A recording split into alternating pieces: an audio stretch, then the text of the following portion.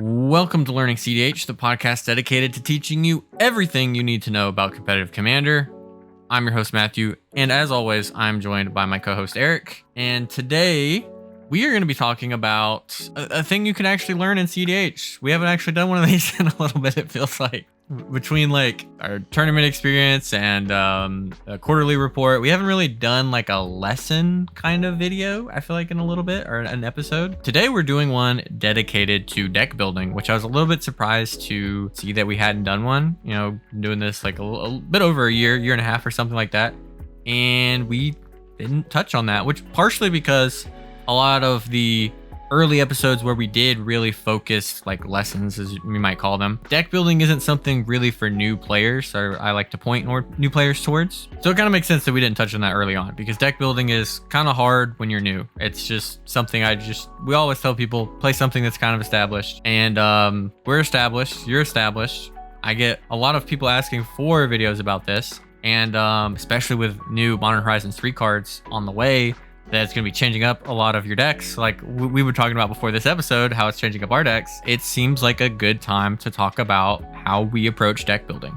Oh, for sure. I think it would just be if anything, it's pretty cathartic just to go through the process ourselves and talk about it, because you get ingrained in patterns on how to deck build over the years. I know I have, and I have to sometimes like reframe my thought process, or I hyper over focus a particular way. And then I just realize sometimes simplicity is the best way to approach, especially when it pertains to cEDH and just Commander in general. So being able to have like kind of you could say the basics of it just kind of down to help people out, and then maybe kind of like dive into a little bit more like different complexities into it will be beneficial for the listener/viewer. Yeah, because there's definitely like different ways to deck build. There is completely new brews when you're just starting with a brand new commander that maybe has something completely different about it that, you know, you kind of have to build around, or something you're trying to take advantage of, versus like, hey, I play X deck. I've played it for 2-3 years. It's not quite doing what I want it to do anymore. I want to retool it with some new cards. Like, there's different ways that you can approach deck building. We're going to be looking at those. We're going to be talking about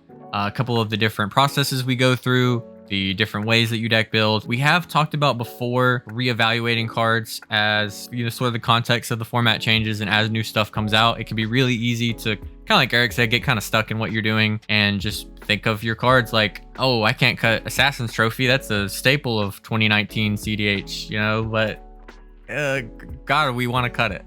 we want to cut it nowadays.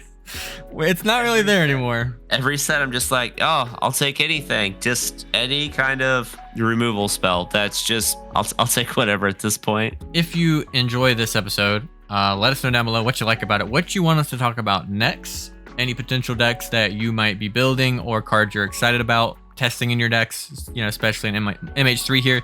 But even in Thunder Junction, I think there's some stuff people have been kind of going back and discovering in Thunder Junction, because it is a big set split across like 3 or 4 different set symbols. You know, there's always room to evaluate and test some new things, and let us know what you're working with. Thank you to all the Lemora's Cards patrons over on Patreon.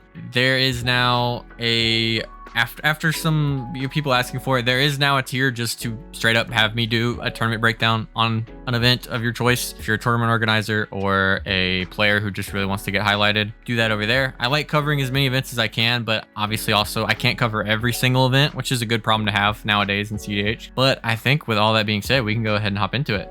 Use the link in the description below to download Whatnot, and you'll get $15 to use to buy Magic singles, sealed product, get anything that you want, really. There's no limits. You just get $15 on the account for free just for signing up. This is one of the best ways you can support the channel, and again, it's just free stuff. Use the link in the description below. Give Whatnot a try.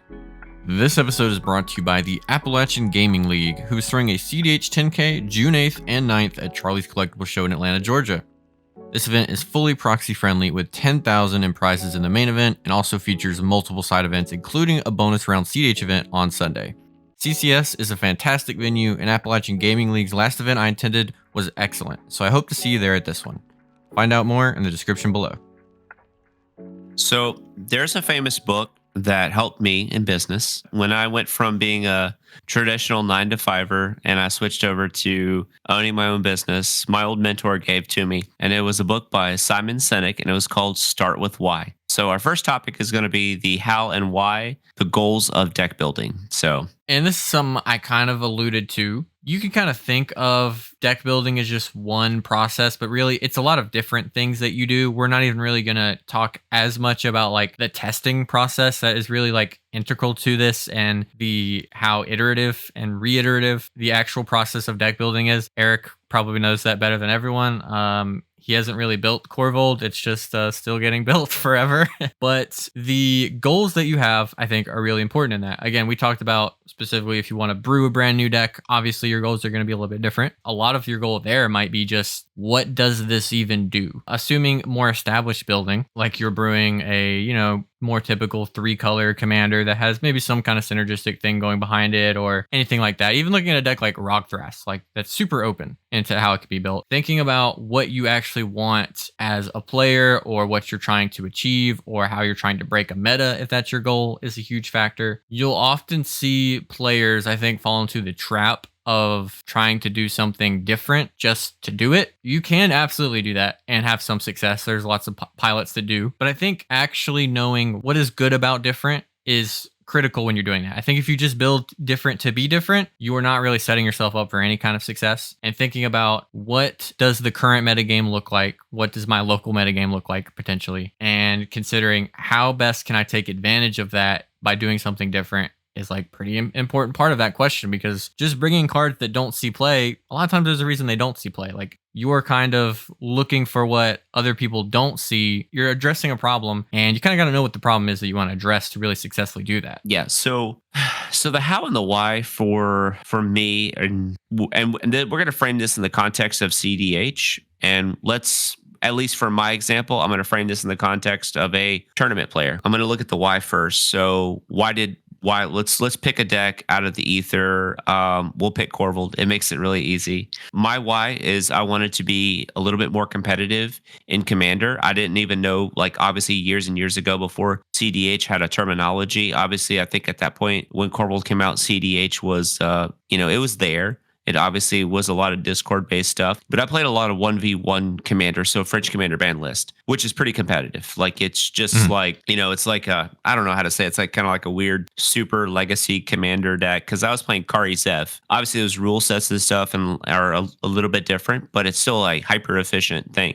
And I really enjoyed that. Once I tried to play my Kari Zev list in a 4-way game, it didn't work. I had to basically switch. And then once I kind of found the commander I really enjoyed, because I messed around with the commander deck list that came out, like Riku and all those, when those came out like a little while back. Those were pretty enjoyable. But I really wasn't into cEDH at the time, because at that time I played a lot of like modern grinder events, standard grinder events, that type of stuff. But once I got tired of chasing all these different events and the qualifying seasons and having to switch from modern to standard, back and forth to limited, and I just didn't like limited, even though like I did really well in limited events, but I didn't like it. It's just my personal preference.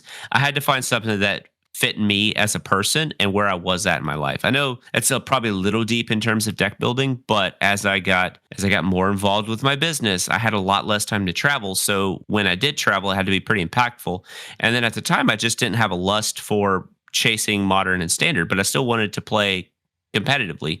So I switched over to cEDH, and that really helped out. And luckily, they printed a card that does exactly everything that I really enjoy about Magic the Gathering. It draws cards. It's in Jund, two of my favorite things to do. Big dragon. Yeah, it's a big dragon. It's like, literally the crux of like most people's like Magic journey, is like elves and dragons. So that kind of was my why. That kind of got me going, allowed me to be a little bit more competitive. It allowed me to also enjoy the brewing process of that deck. And that deck was kind of like on the, there was like food chain variants. And obviously we know the history of Corvold. I don't have to go into all that. It's like I want to be spiky, but also, play with what I want to play with. And, for the most part, for me, the history of Magic that I played, I kind of played with whatever I wanted to and did pretty decent. Like, not to toot my own horn, but I've won several tournaments along the way, from PTQs to states. Qualified, played in nationals, did really well there.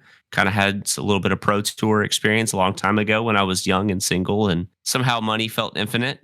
So a little bit different. And also too, why was I didn't want to chase four ofs anymore. Like I really wanted to focus in and just have like what I wanted to have. If you know me, I love Japanese foils. Little hard to have four foil Japanese Termagoyfs and justify them back in the day. Oh yeah. Now they're cheap, but back in my day they were not.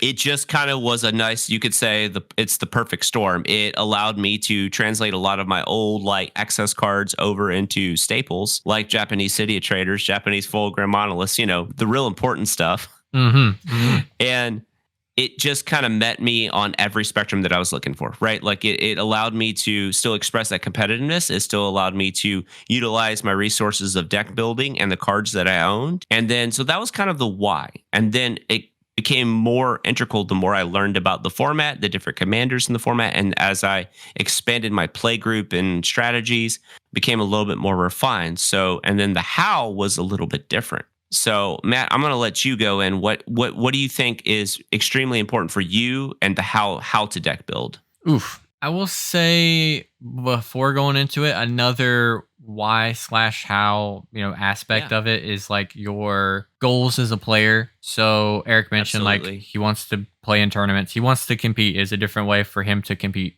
when building Core Vault. Like, so that makes sense. And even that has its own degrees where there are a lot of people who their main engagement with cEDH is they play once a week at their store with their friends who are all pretty competitive, but maybe don't go into like every event or whatever. They just kind of play and they compete and try to have good, clean games. If your goals are to do well in that environment, that's going to be different than if your goals are to do well in a 200 plus player tournament with like kind of a blind meta of just good players showing up versus I want to do well at my own store where I know things will be, different. Like we had a store tournament at my store and I came ready to play Roxai and I looked at the decks there day of and said, nope, not doing that, playing Kinnan because it was the grindiest monocolory stacksy blood moon collector oof nonsense I'd ever seen. And I was like, there's absolutely no way in this environment Roxai is like, I have to go first every game to have a chance. I'm not doing it. And that can be, deck selection, which is kind of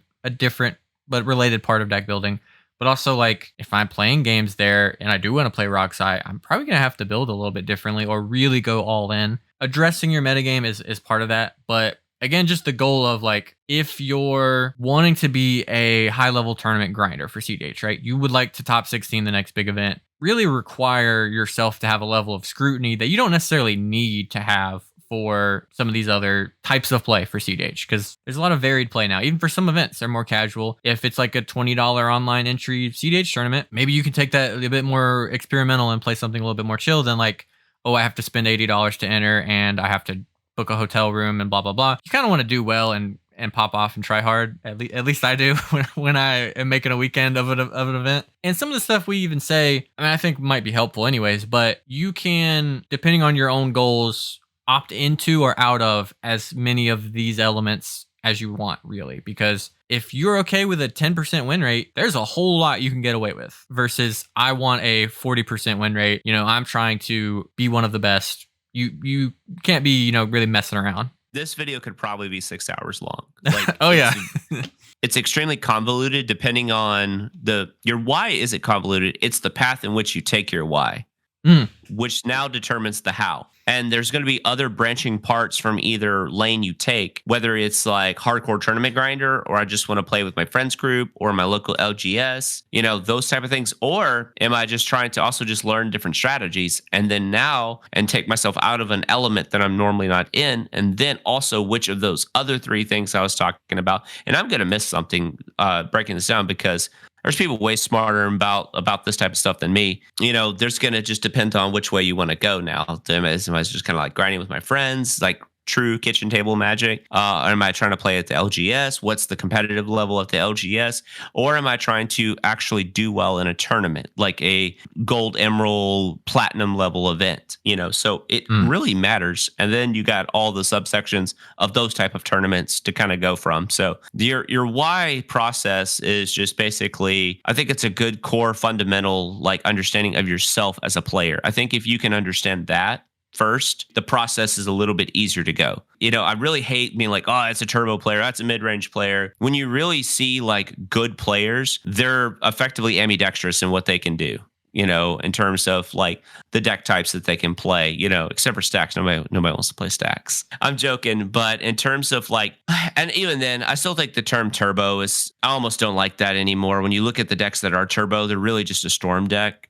That has the turbo element. But I feel like a lot of the storm decks just play like TES. They just pop off when they need to. They don't have to jam turn one. Sometimes it's right. Sometimes it's not. It just depends. Yeah. But you could think of storm versus turbo as like something more deterministic or not. But like, I mean, you look at the epic storm. Sometimes you watch Brian Cook and he's like, oh yeah, this is deterministic turn one win. And it's just, especially after they printed Beseech, those became way more common. But yeah, because like a way that Anala does something fast is a little bit different than like a way that Corval does something fast, where it's way rarer that Corval just like, oh, this is just turn 2 win no matter what. And more like, this is probably turn 2 win. And there's a lot of different ways I can go about it. Whereas Anala, you look at a hand, it's like, oh, I see my way to get Spellseeker and I have the mana. Yeah. So that really just kind of determines. So I would say like for the why, you as a player, what kind of Magic do you really enjoy playing? And then also, what are you building for? What are your goals as a player? So we'll kind of narrow down from here then so that we can kind of give more advice. So I think we could start with maybe building in a really like established space. So building the best deck that you can build, basically, right? Let's start from the approach of you know what deck you want to play, and it's a pretty established list. Or maybe you're trying to take it a new direction, or maybe you're just trying to get a feel for the cards. Because I do think part of building for an established list is taking that established list and getting enough reps on it to where you kind of get a feeling for what exactly the cards are doing, right? If you're looking to deck build something that's pretty established and well-known and proven, Blue Farm, Rogsai, whatever, Rogsai especially being like the most probably established or solved deck going into MH3, you should have a really strong understanding of why every card is in the deck and what it does and what its purpose is. You don't have to necessarily be the literal best Rogsai pilot, but if you're looking to build and change the cards, you should know what everything is there for, so you have a good understanding of like the goals of the list, and when I'm taking something out, what's going in and how that's changing, because everything that's in your deck comes at the opportunity cost of every card that's not in it. And once you remove a card to replace with something else, you now have that new thing having to pay the opportunity cost of the thing you just took out. So understanding like maybe Cabal Ritual doesn't belong in my Timna Crom deck or something like that. Understanding what it's for, when the spots it's good in, what you're trying to do with it in relation to the deck, and understanding what the deck is trying to do in general is going to help with that when you're making those decisions. I think that's like the first step in being competent enough with your list and having enough knowledge of it to really, I think, get into the I'm going to change this established thing space. Yeah, I can definitely agree with that. So something that I want to add in about with the card selection, and you're going based off, let's say, a prior list. Let's say we'll use Rogsai for an example. It's a great one. Somebody goes, oh, I really like Storm. I like Turbo. I'm kind of into the Rakdos Grixis thing. I like to playing Broken Magic cards. Perfect. We've got that. We've established that base. That's what they want to do. But then the first thing they do, they go, well, why isn't this in the deck? Why isn't this in the deck? Why isn't this in the deck? Ask Brian Cook about this, about people asking all the time, or any like comparable Rogsai pilot or deck builder. People go, well, why aren't you playing this card? Like, why isn't Pierre in here? Well, what about this? What about that? So instead of saying what about this, go, okay, this deck has had X results. All right. It's clearly an established deck. It doesn't matter if it's canon. It could be heck Ob Nixilis. It doesn't matter. You're going to start seeing patterns in which these decks are played. So if I go to, let's say, a list that I like that Comedian plays, I'm not going to go to Comedian and be like, so why aren't you playing this card? I'm going to understand that, okay, I'm coming to him for advice, or if I'm looking to him as a resource, there is a reason of why or why not a card is in or not in a list. So I'm going to probably take that list and I'm just going to play it. Yeah. And I'm going to follow what he's doing with the updates with the list, and with, if Zane's working on Rogsai or Memo's working on something with Najila or just whoever, right? Like, I'm just trying to think of people off the top of my head. What's the Cabal doing with like this particular archetype? So, and I'm not going to come in and just necessarily have my input, whether it's correct or not. I'm going to see what the people who are doing and the processes that you're taking upon the card selection. there's a reason why a card's in there. There's a reason why they want to play 3 time walk effects. So instead of like changing everything around to fit a personal bias I might have, I'm going to lean into that first. And then once I get some reps and understand the deck list, and by the way, this phase and this process is fast or slow for some people. Some people get it way faster, some people don't. It's also like kind of no matter what, this isn't like a day long process, especially depending on your exposure to cEDH and your investment level. Assuming you play maybe at the rate that I was when I was testing for a couple events, where let's say in 2 months I played maybe 3 months, 100 games, something like that. That's probably about as long as it's going to take you if you're playing at that rate. Probably like 50 to 100 games, depending on what you've previously played. I think if you're brand new to cEDH, probably on the high end of that, because you're still learning a lot of stuff. Your exposure level to stuff, like me, I can't escape deck list. I can open up a Moxfield link and I can tell what Timnacrom staple has been slotted out for something before I've even looked at the list. Like, it's just, I'm always in there now. Understand that is a process of getting a really high level of familiarity to the list, where I think a good point where you'll like silently level up is at some point in your game, saying assuming you're playing with like if I'm a TNK pilot and I'm playing with another TNK pilot, a lot of times they'll end up, especially if they're really helpful, they'll end up pointing out things that you missed or lines you could have had. And when that starts happening a lot less and you start seeing lines that other people miss, especially like right after you do something, you immediately recognize like, oh, I had this line. Of like, I could have done this for this, that would have saved me. Like, once you're like really putting the pieces together yourself, that's like where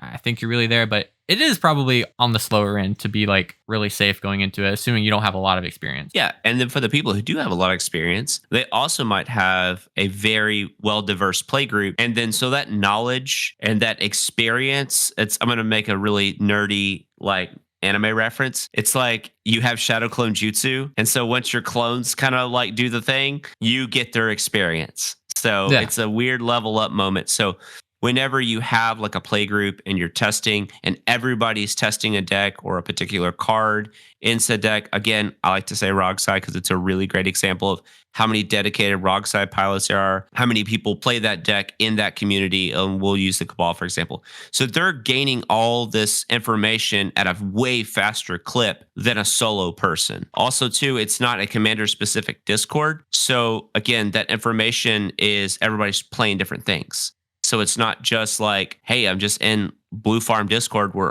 we only talk about Blue Farm. There's different strategies and like that. So just understand that that's going to change your perception and your rate in which you do level up. So in the card selection aspect is you don't have to worry about just the card selection.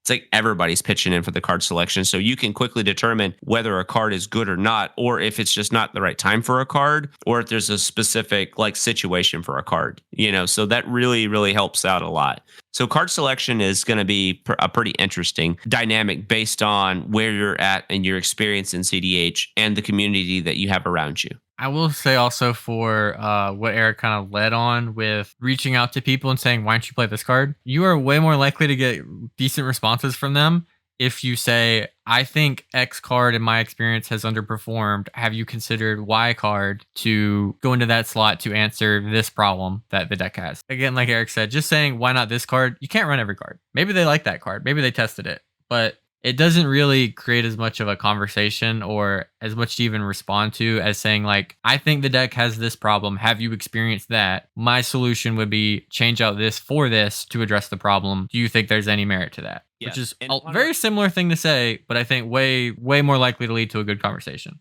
Yeah, way more nuanced. Also, too, I think that's also a flaw, and this has nothing to do with the deck building process. It's just like how people communicate online versus they would in person. It could be just they just don't want to type it all out. And it's just kind of a quick, oh, I saw a post. I'm going to just respond real quick with, why not this? Yeah.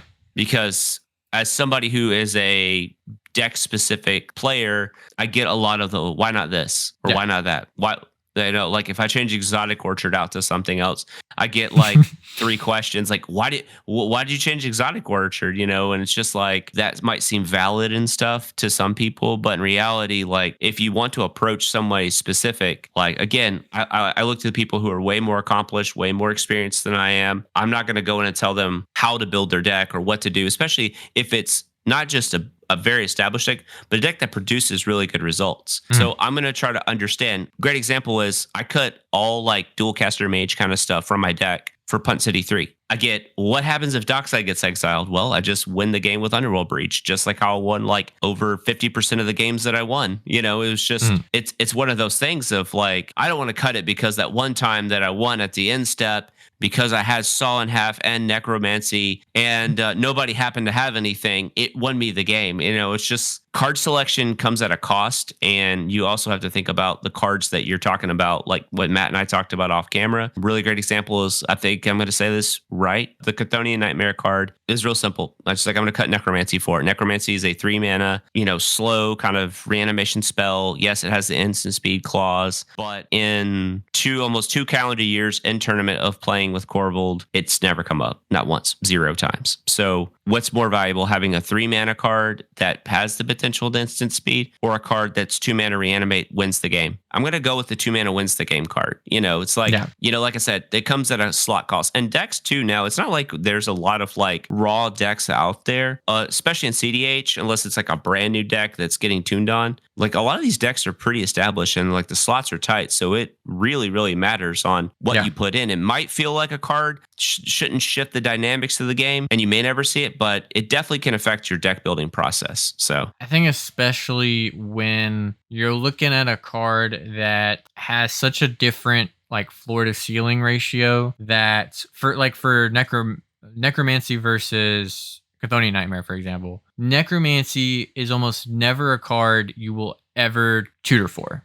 because it doesn't have a ceiling to it that the other cards don't already, like similar cards in the deck don't like already reach or surpass, versus Chthonian Nightmare, which has a lower floor. You don't have anything in play to sacrifice off. Like there's scenarios where Chthonian Nightmare doesn't really work, but the ceiling is just win the game straight up. 2 mana card that wins the game. That will be your best option as like a tutor target. So like that really changes a lot. And then you can also apply that the other way, where just because a card isn't something you wouldn't tutor for in some scenario doesn't mean it's bad, because you do have to run, if you want some consistency of a deck, the second, third worst options for something. It's really more a question for those slots of how much you want of an effect, versus like Swan Song is worse in my deck than whatever, Force of Will or Fierce Guardianship, because I'm Rock's-Eye, so I'm going to cut it. Like you can do that, but it's never like, if you cut everything but the best one, we'll be running like one counterspell. You don't want to get into that scenario necessarily. Just another part of that to keep in mind. Welcome to TopDeck.gg, your community's home for everything competitive Magic has to offer. Whether you're hosting an event, playing for a huge prize, or trying to advertise your store to thousands of players, we've got you covered. Using intuitive pairing software, playing Magic is a breeze. All your players have to do is sign up online, then scan the QR code in store. Give your competitors the gift of perfect information as their bracket updates in real time. Then, when the match is decided, our self-reporting software saves you time and leaves paper match slips in the past. Leave the heavy lifting to us so your community can sit back, relax, and have a great day of playing Magic. Coming in again from that perspective of, I have this established list I want to play, got a lot of experience on it. I'm not really happy with how it's performing. I want to make some changes to test things. Sometimes the deck can be performing fine, but you think that there's more potential there. Or sometimes the deck can be falling down. You think some changes need to be made. And again, sometimes playstyle things can come up, but depending on your list, that might be less of a thing, because sometimes the best play style is just to do the stuff that's already winning. There are definitely some considerations to make when you are making those changes. Like we talked about with Rock's-Eye, for instance. I made some kind of bad changes, I think, for my own play pattern. I had a level of inexperience and we're coming from like Timnacrom and wanted cards that worked better in those kind of decks. And I was putting myself into positions where that worked better because that was what I was playing to. So for instance, I looked at the list and said, I want more cards. And if I'm playing this more reactive plan, I don't want these Final Fortune effects in such a high density. So let me cut one of those for the One Ring. Again, that's not a change that's going to come up in every game. It might not even come up in an entire event. But I think it really is important to know what your goals are and what the cards do for you. For instance, those extra turn spells in Rock's-Eye are very important because they really break open some of the best things that you can do. They're incredibly powerful with the 4 wheels that the deck runs, which are typically known for not being able to be taken advantage of that greatly by the player using them, unless they have a lot of resources going into the wheel turn. So understanding that deck is looking to play the 4 wheels, plus you could throw in Necromancy, potentially Necrodominance now if you're on it, and maybe a few other cards as cards that are incredibly pushed when given one of the time walk effects. The One Ring, I mean, yeah, you can Final Fortune and tap it again, but comparing that to the upside of, hey, my deck looks to get a ton of resources, throw them up, get more stuff, and then win. Those cards, the Last Chances and the Warrior's Oaths, line up much better with what the deck is really doing, I think, than a card like the One Ring, which might seem like it offers something that the third copy of Final Fortune doesn't. And that may be the case, but I don't think what it offers is necessarily what the deck wants. And we'll talk more with a deck like Corvold or Rogthras or decks that are maybe not just all Thoracle Breach and that's it. The concept of like layering with what your deck is looking to do is way more of a thing. Yeah, I think that's actually a pretty good point that you just made. For example, we'll take a card that was like famously cut from Corvold for a while after a few years, and that was like Entomb. It's a pretty powerful card when you really think about it. It's 1 black, put a card in your, search for any card, put it in your graveyard, and you are a graveyard-based strategy. I had somebody tell me that I think they said like you're not a reanimator deck, and I'm like, no, but we are a heavy reanimation based strategy. That's a pivot juke that we do because that's how we storm. You don't have to have like a Razaketh in your deck to play Entomb. Everybody always talks about the floor of a card and its floor. Every card has a floor. Like Dockside has a floor. Breach has a floor. In fact, Breaches feels dead a lot of times, like early on in the game. Especially if you don't have a strategy that really supports it. So, but we're also thinking about like what Breach can do. It just wins the game typically if interacted with and comes down and all that type of fun stuff. But that's something that I just like really want to talk about. I don't think a deck inherently needs to be built for layering, but I think when a card happens to be modal and it kind of fits that niche. I'll give a good example is playing Entomb in a Corvold deck, like with just your main target reanimation effect being probably the Dockside or Ruthless Technomancer. That's pretty good. It also happens to work with Underworld Breach to go find your missing piece.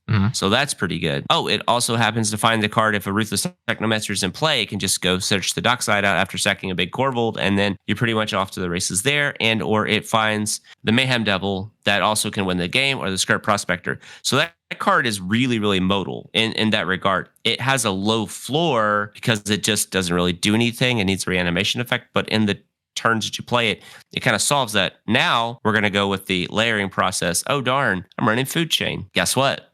I run Squee. So now you just go put the Squee in the graveyard. So now that card basically takes effectively 2 different strategies and bridges them together without adding an extra slot to support that.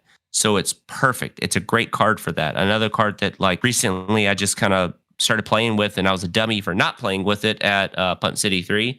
And that was Lively Dirge. It's the Black Spree reanimation and tomb spell. That card has been actively more powerful than a lot of cards I've played with in a long time in that list. Because again, what does it do? It gets the piece that you're missing. It can reanimate up to 2 creatures. And it's a small hit off ad nauseum. And we're not going to take into account like mana cost and all that stuff, because now that's a whole nother multiverse branch timeline right there that we would be in. But that's a really, really just meat and potatoes like idea of what a card should do for a list. And that also helps influences your combos, right? So it was pretty simple. If you're like, man, I really want to take advantage of Entomb, it's pretty powerful.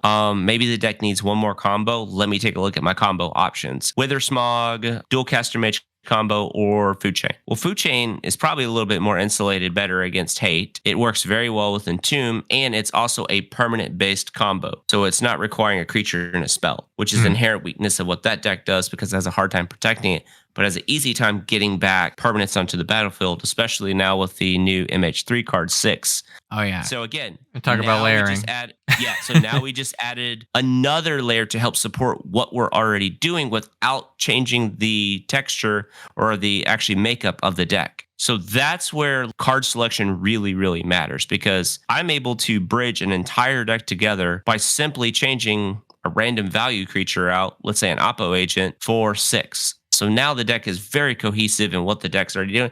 That's not to say Oppo is not good at all. That's just the first card on the chopping block for that particular strategy. So oh, well, what does 6 do for Corval? And if you don't know what 6 is, hopefully Matt throws it up onto the screen. Yeah, it'll be up here. Yeah, it's kind of broken with what Corval does as a storm engine because you're drawing a bunch of cards, you're typically churning through a bunch of permanents, and you're stuck with all these lands in your hands. So you just pitch the land, reanimate the dockside, or pitch the land, bring back Lotus Petal over and over and over again. Same with any kind of sacrifice-based effect on a permanent. So it's really extremely powerful in a shell that is exactly what it wants to do. So that's a great example of layering, especially also looking at a brand new card from a new set without falling into, well, now I got to try power. Was it power balance, necrodominance, and all these other cards? Like I go, okay, I have a strategy that's been successful for me. What cards help complement and support that strategy? Chthonian Nightmare, 6.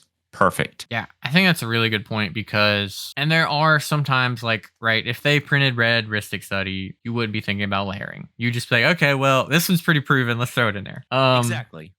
But it is good to note that you don't necessarily want to get into that point where you do just say like, okay, well, new powerful card has been printed. I make a slot for this no matter what. Because it is really important to think about, like Eric was saying, like 6 is a individually powerful card, and Chthonian Nightmare, index where it makes any kind of sense, is an individually powerful card too. They maybe don't read as flashy as like power balance or as, you know, ubiquitously like, oh, well, that makes sense in multiplayer format. But like you were saying, when my deck is already built to take advantage of this and that, it makes way more sense than like, okay, well, power balance is obviously broken. Time to throw that in there. Okay, what's good with power balance now? Sensei's Divining Top. Oh, if I'm running top, I might as well run Citadel. Oh, if I'm running Citadel, I might as well run X, Y, and Z. And then you've immediately like changed your deck in a way that is like the opposite of layering, where you've ignored what your deck was already doing potentially. Now, if your deck wasn't successful to begin with, that can make sense. But when you're in like Eric's position, where coming off of a top 4, had lots of success this year and knows what the deck wants to do and wants to refine it, and that's the position he's in, it makes way more sense to take the cards that are making what he's already doing much more powerful, removing that little bit of, like you said, we're taking out Necromancy, which is like the third, you know, the one of the worst options for reanimation. Yeah. Taking an opposition agent, which isn't proactively powerful in the deck at all. It's as good or as useful there as it is in other decks. Probably a little bit worse because he's probably looking to win faster than maybe like a TNK does, or playing less reactively, holding up less mana, and just slotting in those cards that are powerful, layer well with what he's wanting to do, are again good cards that make his good cards better cards. And I thought the Entomb was interesting because it was a card that you didn't necessarily throw in because like, oh, I was wrong, Entomb is good. The context changed for Entomb, where it was, I used to be a Dockside Razaketh deck or Villas, and so I run Entomb because that makes sense. And then those cards start coming out and people were still running Entomb for a while and it didn't make nearly as much sense. And then we got cards like Ruthless Technomancer, which are graveyard combo decks. Obviously we have Underworld Breach, which helps combo with the graveyard. For a while, Squee Food Chain wasn't in. If it is in, it has upside. If it's not in, it looks like Entomb just has enough going on for it now in the new context of Corval that it still makes sense to have a slot right now. Yeah. Happens also just be good with 6. You just put, yeah. Yeah. And also too, just not getting caught up with card selection in regards to like new sets. And we see this every single set. I get it a lot. I'm sure a lot of other deck specific content creators, players get this a lot too. It's like, they'll show like some flashy new card. And then the first thing is like, oh dude, what's this? It makes treasures. I'm like, it's like, okay, what does it do within the frame in which we're trying to work and how the deck's designed? This is tough because I'm always referring to from my perspective because they're asking me a question, but then they're like, well, that doesn't work in my deck. And I'm like, I don't know your deck list. It's actually impossible. Now, if you say, hey, would you take a look at my deck list and then try to draw a conclusion, then that's a little bit different. But I'm always going to try to look from my perspective because, you know, you're talking to me, you're asking me advice. And so that's typically how I would approach that. Piggyback off what Matt said really quickly. How does 6 affect that? Well, that's really easy. Now it makes way more sense to play, to me, Delighted Halfling over Elves of Deep Shadow. Elves of Deep Shadow, it's still really good. I like it. Dies to Bowmaster, as we all know. It's just more insulated against Bowmaster. And now you have a more redundancy of legendary cards you don't want to get countered. Dosen, Corvold, 6, currently playing the One Ring. It's a very, very small synergy, but it really completes and broadens that deck. Again, I'm sure, because you played Delighted Halfling in what? Rogthras, right? Oh, sweet. 6 goes in my list. It just happens to work with a card that's already in the deck. And it's just those simple things like that really helps makes the card selection a lot easier, in my opinion. Rogthras has been an interesting one that I've got a lot of questions about because it is a weird deck when you first look at it. If you did, like I was following Sam Black's list as that was developing back when it was like honestly probably kind of bad, when there was like no Mox time and no Chrome Mox, like stuff that's like we kind of understand as staples for a pretty good reason. You need a pretty good reason not to run them. And as that deck has developed and taking that list and just, even though it's really weird, the list that it was on Emrakul and Atali, and it looked very strange and people told me it was bad. And taking that list, just playing it, no changes, no matter how much I know that Emrakul will not end up in my final build, just saying like, you know what, I'm going to play this, try to see the vision, and then seeing where he's put it and where other people who have messed with it have, like, that deck is very, very, very layered. That is layered deck. The everything about it. And we've seen like that's just a natural benefit of like some cards that have come out in the last few years, like Kinnan, for instance, just layers amazingly in every Thrasios deck. Everything about what Kinnan does works great with those decks. It has gotten worse post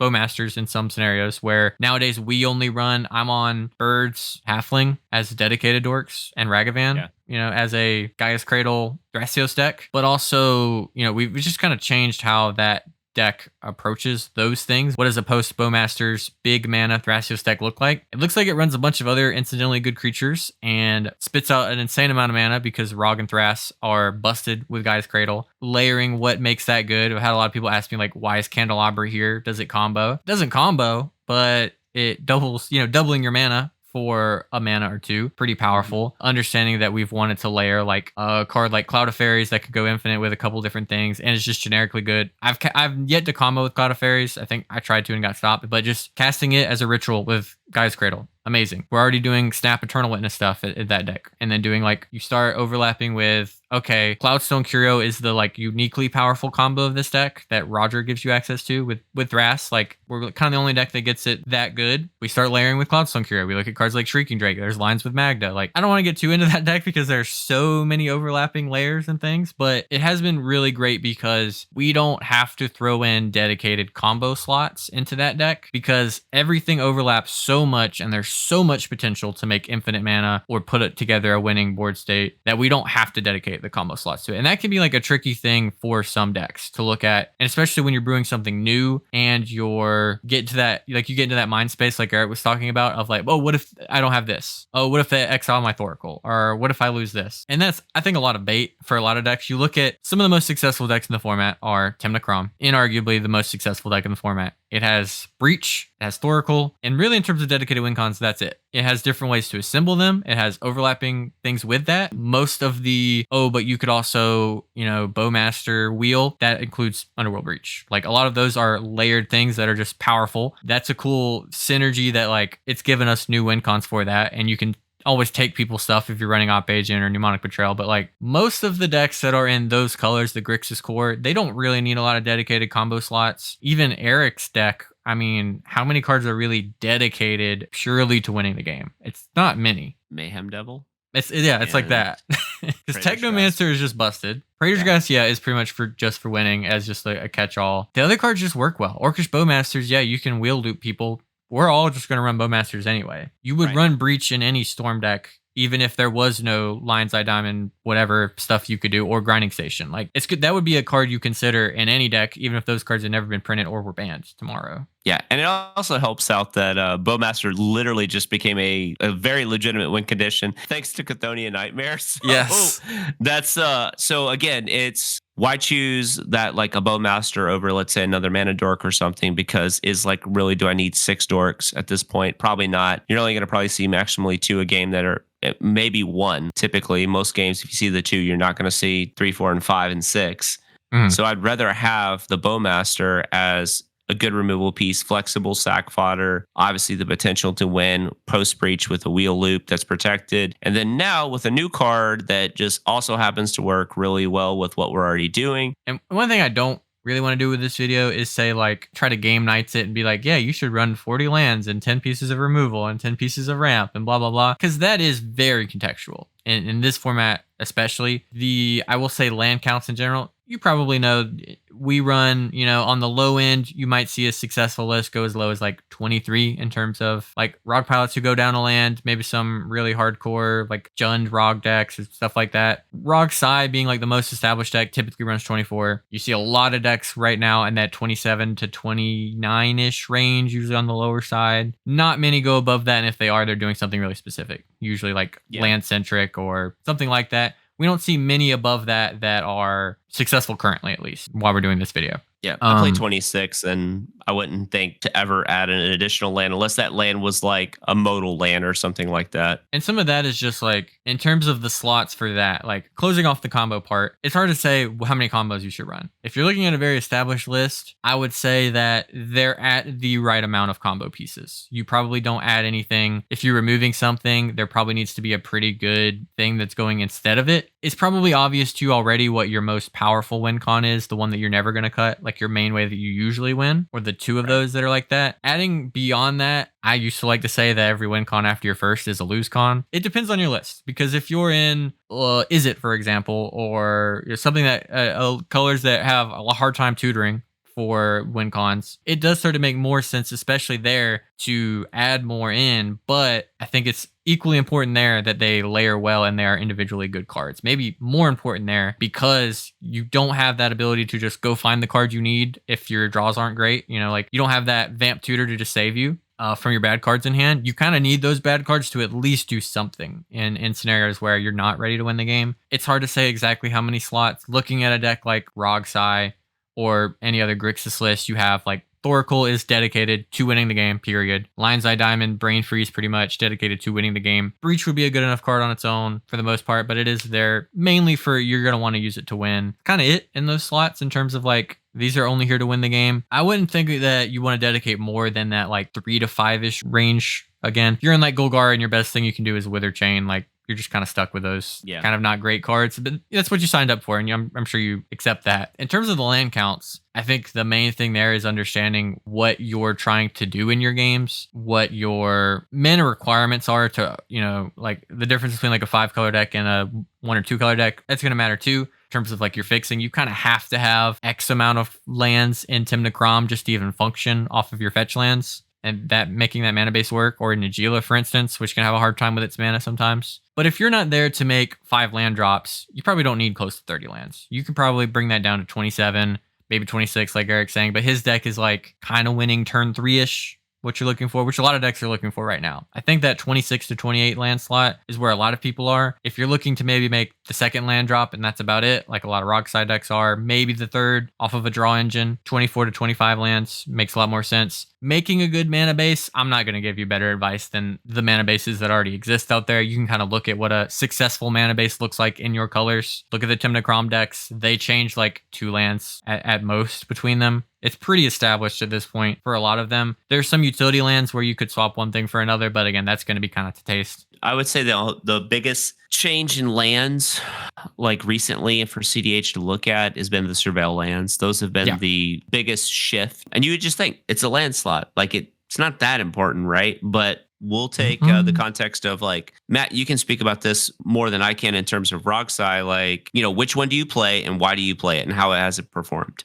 Myself, and I think most Rog Side lists that I've seen, pretty much made the swap of Mount Doom is out for Undercity Sewers. In terms of why do we play a Surveil land, it seems like most decks want, I think, 1-ish, if they're running any. I think higher color piles a little bit less so. Because they're fetchable, I've talked about this at length, so I won't go too crazy on it. Because they're fetchable, you have access to that thing in the majority of your games. Probably 80+%, 75+% where you have a fetchable land. So we pretty much always have access to that if we need it. Why do we want it? In a deck like Rog Sai, the amount of average cards you get to see in a game isn't like a set in stone higher number than anyone else. On average, we're probably mulling a little bit harder. Our commanders do not draw us any cards. The difference between like us and Tymna Kraum and why Tymna Kraum might not want it, Tymna Kraum probably on average sees like 3 to 5 more cards in a game, something like that. They get down early Tymna, early Kraum, they start seeing more and more cards. That card selection means more for us than it does for them, I think, in general. And also the difference between a Roxai random card, like a dead card, and a Roxai real card, it's just like a huge gap. We don't really get any hand sculpting unless things are going really, really well for us, where we just got like early Ristic, early Mystic that's getting fed. Yeah. So what's really cool about like we'll stay on topic here with the Surveil lands and specifically ROG is that there's a community who's like testing and brewing and talking about it probably every single day, right?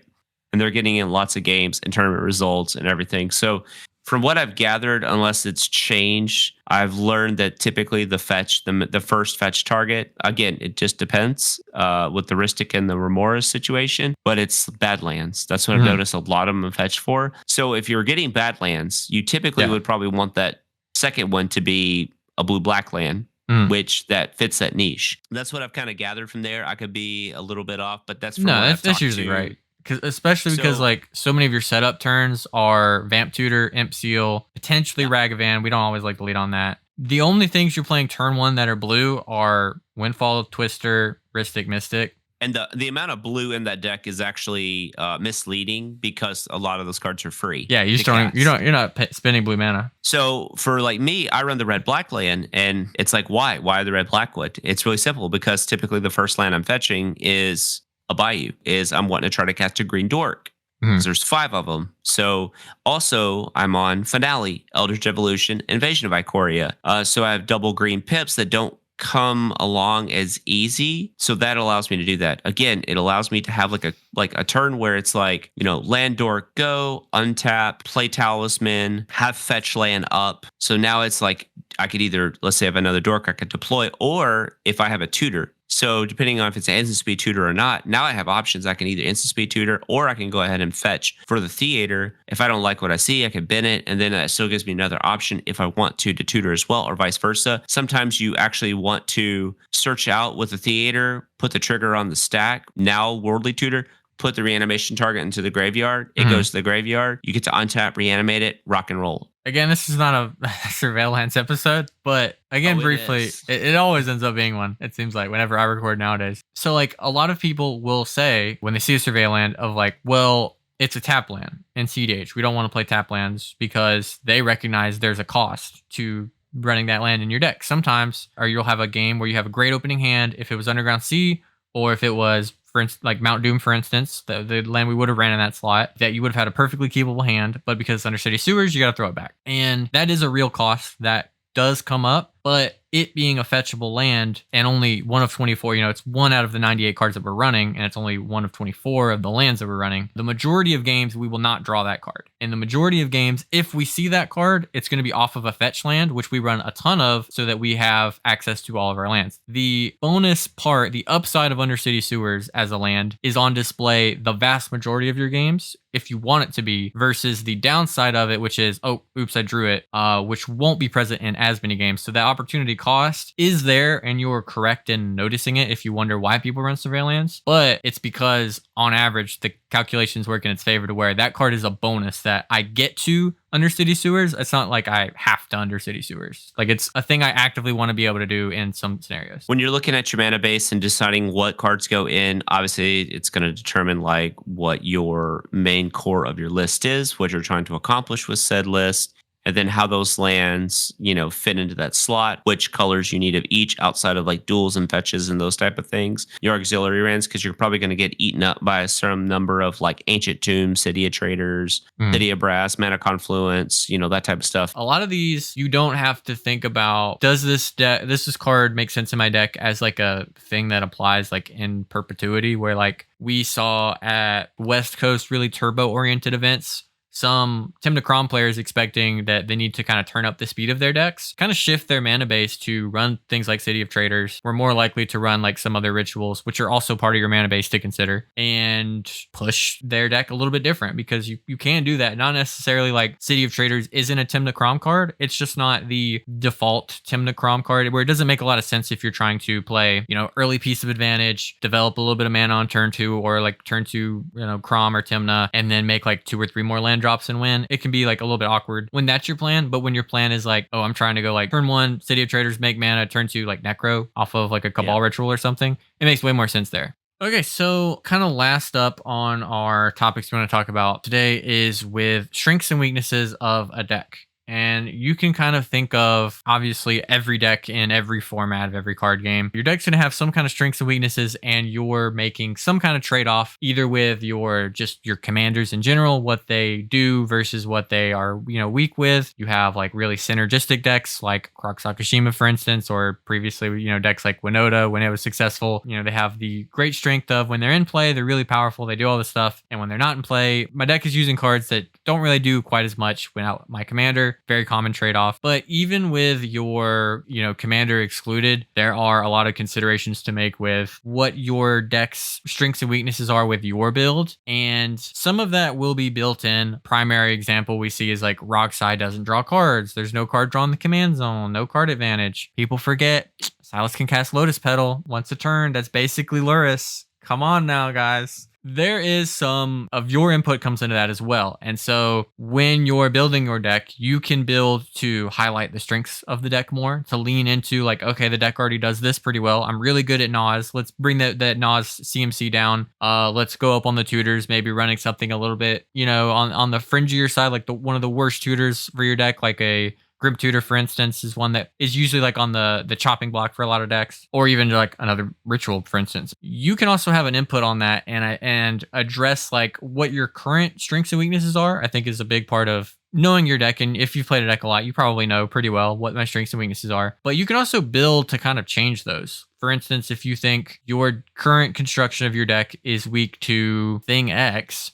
and you think that thing has become too prevalent in the metagame. For instance, my deck is too weak to Orcish Bowmasters. As that card becomes more and more popular, if you play at a store that has a lot of that, or if you play in a lot of mid-range games where that card ends up showing up because there's lots of draw engines, you might have to build your deck to where Bowmasters is no longer a significant weakness. We talked about how like Rock Thras runs 2 dorks, one of them dies to Bowmasters ETB, and so the deck is built not to have that as a weakness. There are decks that don't want to have a strength of like, I can shut out other decks. Like we've seen Tim Necrom decks start to cut Drannith Magistrate because they don't really like those sort of asymmetrical hate pieces as much, and they want a strength of their deck to be that it's proactively strong or it interacts well in the stack. So we see people like Freedom Waffle who might cut like a Drannith and bring in Dispel. So you can build to change your strengths and weaknesses. Again, that is a lot of context. You can look at the metagame in general and look at the, decks, the top 16, try to make your deck, my strength is I'm good against all of those. And sometimes that works in a cyclical way that we see shake up a metagame. For instance, decks like Sisay and Magda do really well if there is a lot of grindy sort of like card advantage engine based mid-range decks doing well. A deck like Sisay can just sit there and just win the game whenever they get the mana to do it while they're sitting around. Same with Magda. And when you see those decks are doing really well and those decks don't look to interact on the stack as much,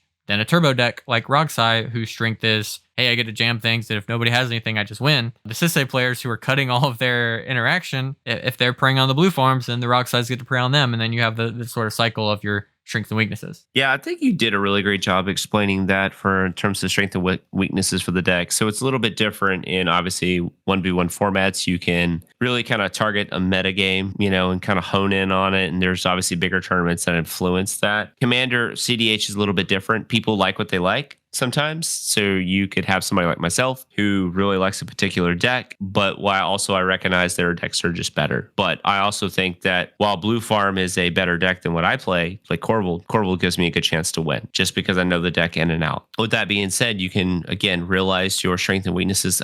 We talked about this. I believe the weakness of 99% of all Corval pilots is they think you have to win on turn 2. It's just not true. Mm-hmm. Sometimes it happens, but it's maybe happened like, I don't know, like once or twice out of like 2 years in tournament play for me, or even like consistently being able to do something like that. Typically it's like, again, you just pick your spots. So I'd rather take the weakness of a particular deck, let's say the ability to win early, and try to leverage that with the ability to pick my spot. And then once I can overwhelm people's counter spells with like 1 mana reanimation effects and those type of things, because again, that deck turns 1 black and 2 literally win the game, a lot of the times if your Corval's set up and everything like that. So the weakness is I'm not playing blue. I don't get white. So what do? I have to play into my strengths. Rockstar is just a really good example for this. It had its weaknesses, right? Like early on, it was like, oh no, it loses to this. So they started running Cyclonic Rift and they have Dress Down. So they have these cards that can answer those problems. But then as Rockstar progressed, what they get? They got Mountain Doom. So they're like, we're going to run Mountain Doom. Some lists cut Cyclonic Rift, some don't. So that's probably like a little bit it's post cookout, trying to figure out how much removal it needs, how much it doesn't. And then we just kind of come back to where we're at now. And what's your removal in Rogsai? Chain of Vapor, Deadly Rollick,